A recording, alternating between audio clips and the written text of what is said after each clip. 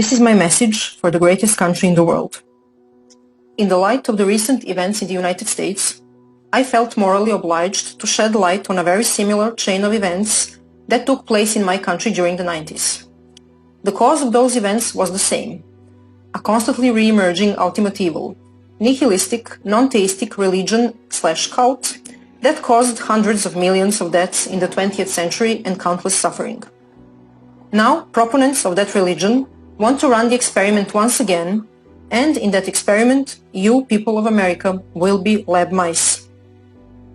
Not so long ago, I was a lab mouse of dictators in my country. That country was Yugoslavia. Rather than giving you lessons about history of my country, I want to give you the timeline of the events which led to an extremely bloody war and dissolution of Yugoslavian Federacy. I will leave it to you to make conclusions about similarities with recent events in the United States. In the 1989, the fall of the Berlin Wall marked the victory of the free world over tyrannical monstrosity of communism across Europe. However, Yugoslav communists didn't feel like letting go of their precious powers. Since the climate in Europe was extremely anti-communist at the time, they knew they needed a new strategy, an ideology that would seduce the masses and keep the power in their hands. So they come up with a very clever idea: to rebrand the communism in Yugoslavia and to change its name into socialism. Not any type of socialism, but a very special type, the National Socialism. Sounds familiar? The playbook they used to progress with their agenda was already tested in Nazi Germany. To establish National Socialism, you must first install hatred in people. In order to create genocidal levels of hatred, you must divide people of one country in well-defined groups. In other words, you must create tribal or groupthink. This can be achieved in different ways. You can divide people by ethnicity, by race, by religion. You can let your imagination go wild. Since Yugoslavs were white and practically indistinguishable among themselves, the only card they could play was the religion card. Yugoslavia was very mixed religion-wise, and we had Orthodox Christian Serbs, Catholic Croats and Slovenes, and Muslim Bosnians. A perfect starting position.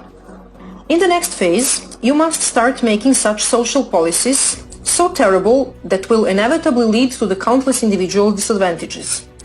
When the consequences of such government policies become obvious, you must start claiming that the cause of those inequalities is nothing but discrimination and hatred of one group towards another, and naturally, you must start screaming that those inequalities must be corrected by favoring the oppressed, discriminated group over the oppressor group. Enter national quotas for hiring.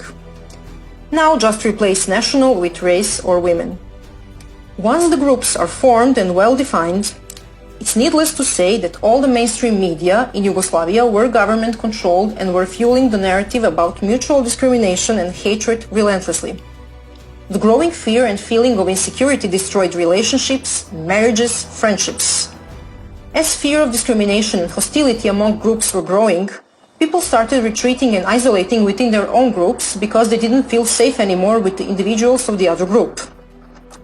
All of a sudden, staged and very well organized mass protests started all over the country. Protests against the oppression and killing of one group by another. At first, those protests were peaceful, but soon enough, rioting and burning started. Now that you have the attention of the public, you need sparks. What is a spark? A spark is a convenient event of murdering of a random member of one group by a hateful member of another. And you usually need more than one of those. At this point, people were still not completely divided. There were still reasonable people left, those who understood we are all one nation under God, and that we will not kill each other under any circumstances. They went out protesting together, singing for peace and holding their hands. But the hunger for the absolute power of socialists was stronger than our love for each other. And shootings and attacks at protesters continued. In the next phase, the tipping point with no return was reached. People started erecting barricades at the entrance of their cities, their neighborhoods, even on highways and roads. Barricades were guarded with armed civilians. Each and every attempt of the law enforcement to remove barricades and to de-escalate the situation was in vain, since they would be ambushed and killed. peace couldn't be restored anymore, because headlines, photos and videos of dead people propagated through mass media became too explicit and horrifying. Even those hardcore idealists who believed in one nation under God, peace and love, snapped under the pressure. At that point, army was deployed to restore order, but they couldn't do much, because they were clueless about who was the perpetrator and who was the victim.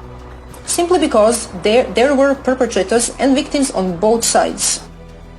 In the final stages, even the army was attacked during the negotiated retreat, and 50 or 100 soldiers were killed.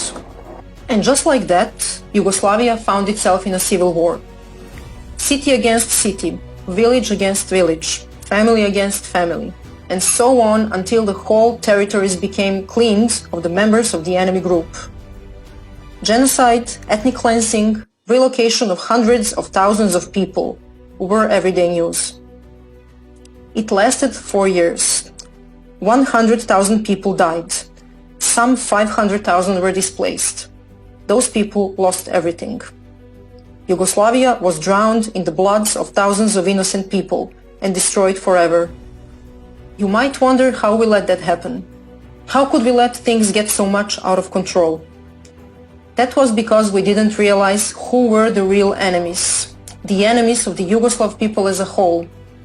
Instead, we were brainwashed into buying the story that we, the people, are the enemies of each other, while our true enemies were advancing with their sick, demented agenda, which had as the ultimate goal the total and unlimited power.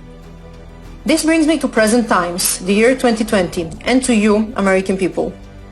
Unless you were living under the rock, you might have noticed that something very strange and vicious is happening in your country. But you're not exactly sure what it is and where it came from.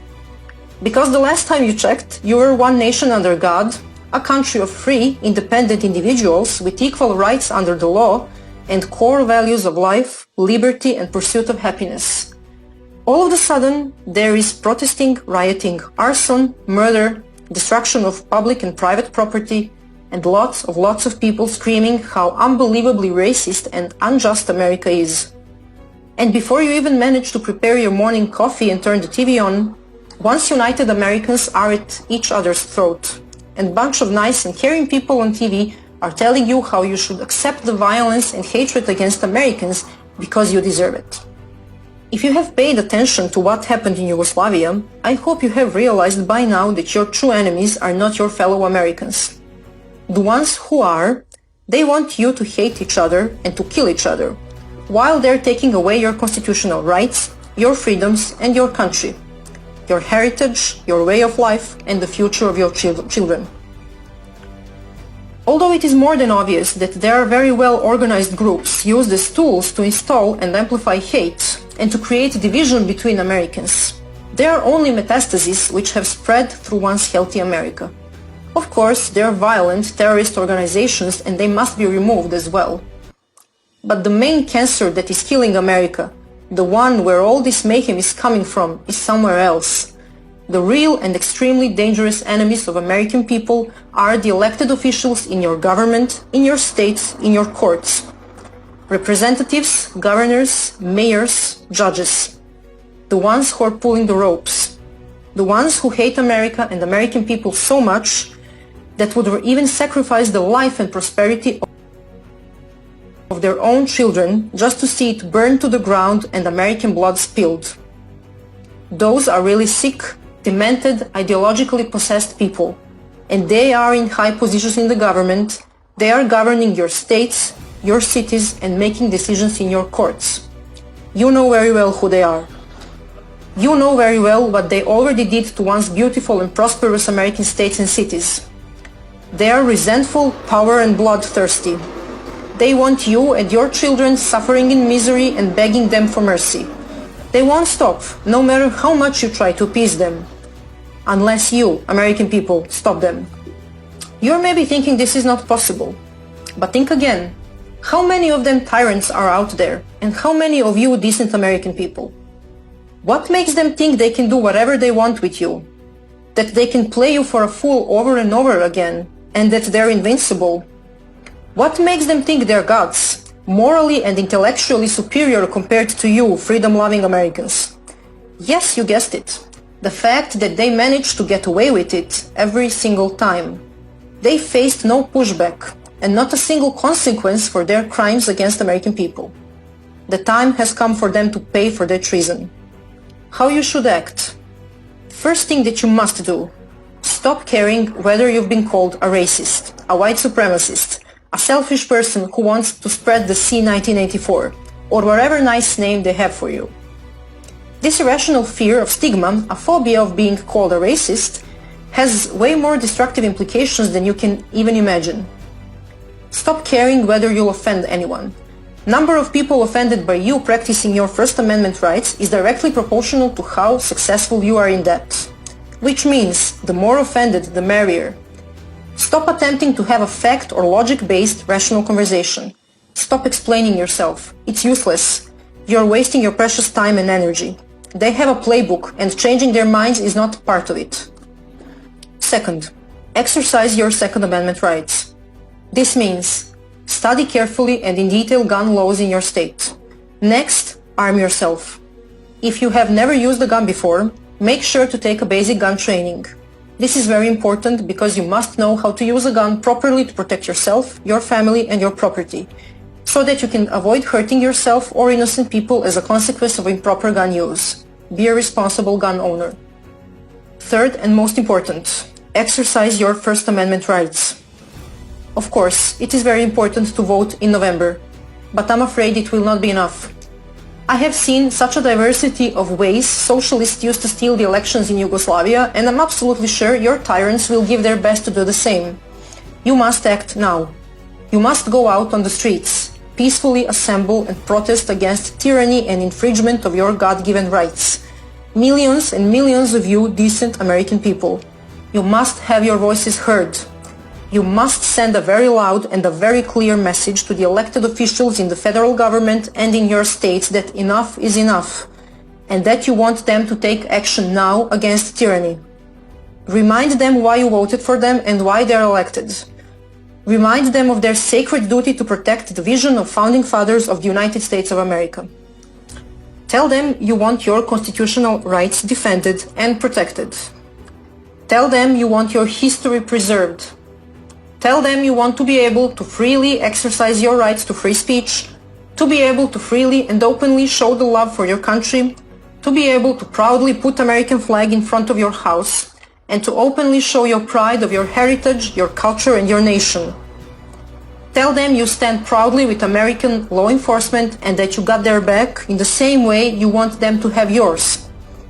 Tell them you want to be treated as grown-up individuals who can make their own decisions. Tell them that there is no place for socialism in America. Tell them you want the traitors of American people out of their offices and out of government. Tell them you want them charged and prosecuted for treason and crimes against humanity.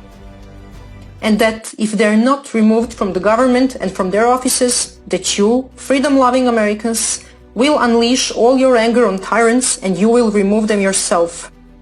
It is your constitutional obligation to protect the legacy of founding fathers and to fight against any form of tyrannical government which infringes upon your constitutional rights.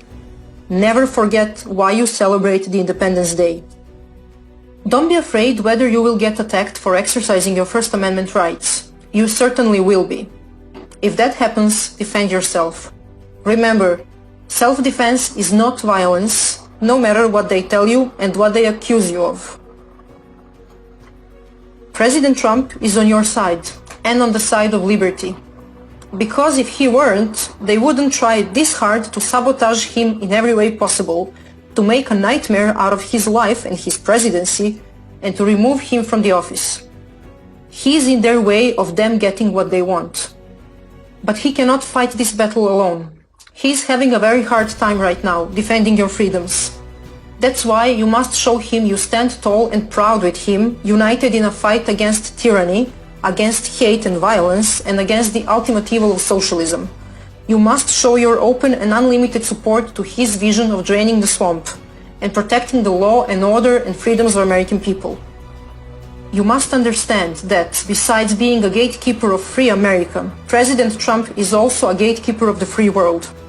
This means that if we, free people of the world, lose America, we will lose the world as well. You must not make the same mistakes us Yugoslavs made, because the only casualties of our mistakes were ourselves. This is different because now the future of the whole free world is in your hands. Having all that said, I hope you will go out on 4th of July in tens of millions and celebrate Independence Day with your presidents as you should, as free Americans. God bless President Trump, and God bless America.